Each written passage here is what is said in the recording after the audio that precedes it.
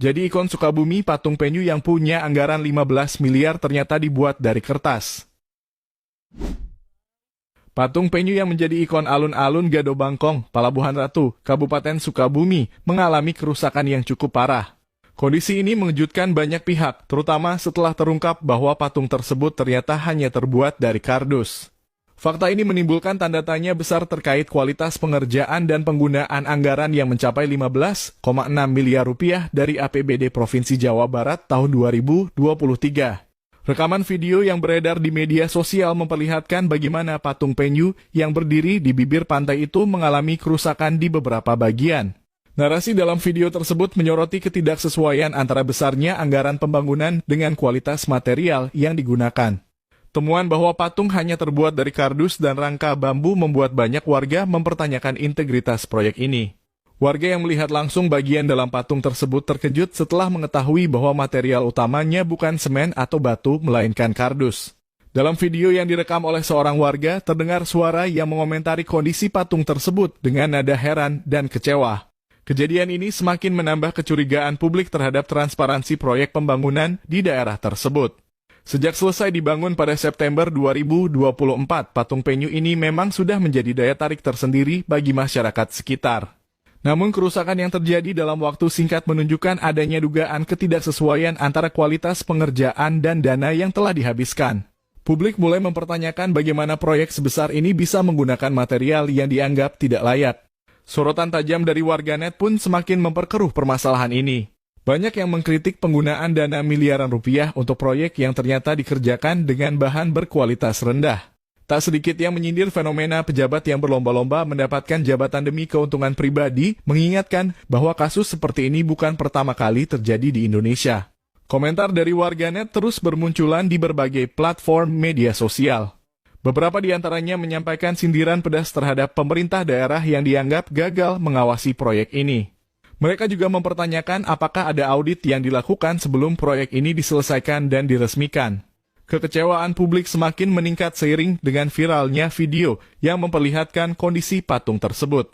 Masyarakat kini menuntut adanya transparansi dari pihak terkait, khususnya pemerintah Kabupaten Sukabumi, untuk memberikan penjelasan mengenai proyek ini.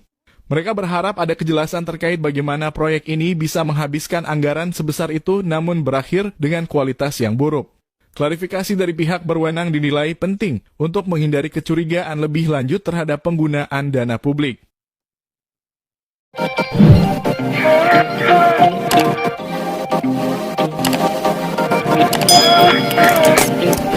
Halo guys, viral di media sosial patung kura-kura rusak guys, padahal baru 6 bulan yang lalu diselesaikan. Dan yang paling mencengangkan, patung yang kerangkanya terbuat dari bambu dan bahannya dari kardus ini memiliki anggaran 15 miliar guys. Apa iya patung sesederhana itu bernilai 15 miliar guys? Coba di komen. Tapi kata kontraktornya guys, sudah sesuai standar dan mendapatkan pengawasan yang sangat ketat. Bisa jadi ini cuma lelucon guys, karena uang 15 miliar itu sudah dibagi-bagi ke pihak yang terkait guys. Kalau dipikir-pikir ternyata banyak sekali guys uang rakyat yang dihambur-hamburkan begitu saja. Gimana menurut kalian semua guys? Parah, Masjid Al-Jabar di Jawa Barat ternyata bukan cuma mewah, nggak ketolongan, tapi juga membebani rakyat kecil.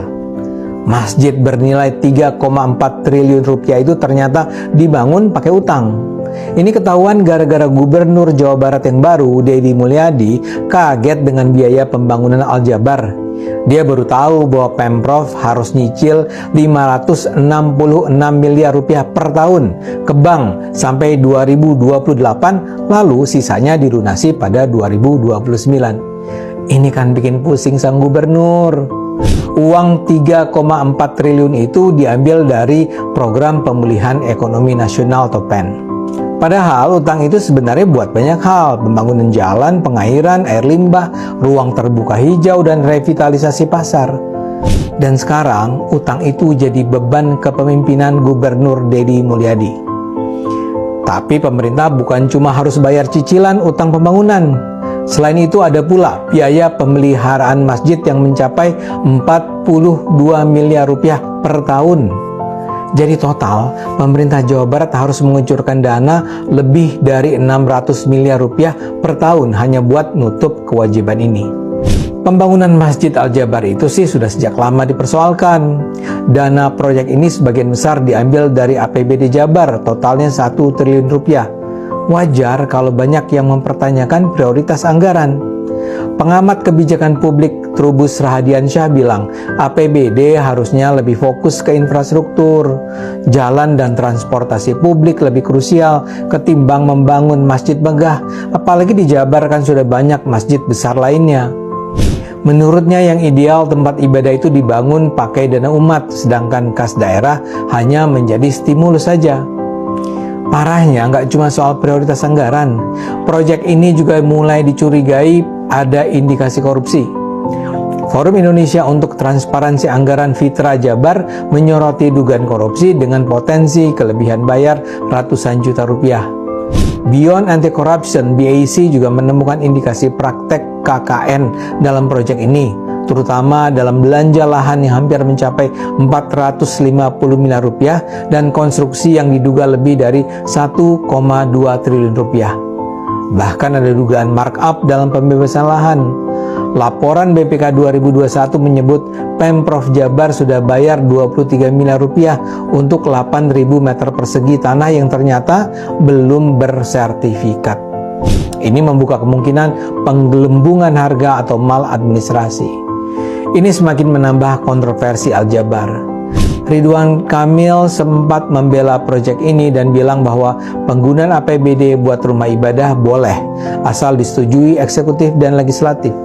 Dia mengambil contoh dari pembangunan Masjid Istiqlal yang dulu juga dibiayai APBN mencapai 7 miliar rupiah. Ridwan tampaknya terlalu menggampangkan masalah. Kalau masih 7 miliar sih barangkali orang masih bisa menerima. Tapi kalau kita bicara uang triliun rupiah yang harus dibayar dengan utang yang akan ditutup dengan dana program pemulihan ekonomi nasional, ini tentu kelewatan. Sekarang ini tidak ada pilihan bagi Deddy Mulyadi. Sebagai gubernur, ya dia terpaksa mengupayakan pengembalian utang sampai lunas. Tapi pemerintah daerah manapun perlu belajar dari kasus ini. Rumah ibadah bukanlah prioritas utama, apalagi rumah ibadah mewah dengan nilai triliun rupiah. Kesejahteraan masyarakat yang harus jadi prioritas anggaran pembangunan. Yuk kita dukung pemimpin dan wakil rakyat yang bijak dalam menentukan skala prioritas. Jadi ikon Sukabumi patung penyu yang punya anggaran 15 miliar ternyata dibuat dari kertas. Patung penyu yang menjadi ikon alun-alun Gado Bangkong, Palabuhan Ratu, Kabupaten Sukabumi mengalami kerusakan yang cukup parah. Kondisi ini mengejutkan banyak pihak, terutama setelah terungkap bahwa patung tersebut ternyata hanya terbuat dari kardus. Fakta ini menimbulkan tanda tanya besar terkait kualitas pengerjaan dan penggunaan anggaran yang mencapai 15,6 miliar rupiah dari APBD Provinsi Jawa Barat tahun 2023. Rekaman video yang beredar di media sosial memperlihatkan bagaimana patung penyu yang berdiri di bibir pantai itu mengalami kerusakan di beberapa bagian.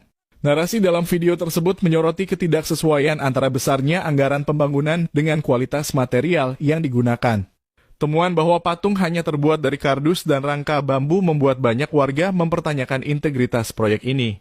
Warga yang melihat langsung bagian dalam patung tersebut terkejut setelah mengetahui bahwa material utamanya bukan semen atau batu, melainkan kardus. Terima kasih sudah menonton. Jangan lupa like, subscribe, dan tekan tombol lonceng. Bye-bye.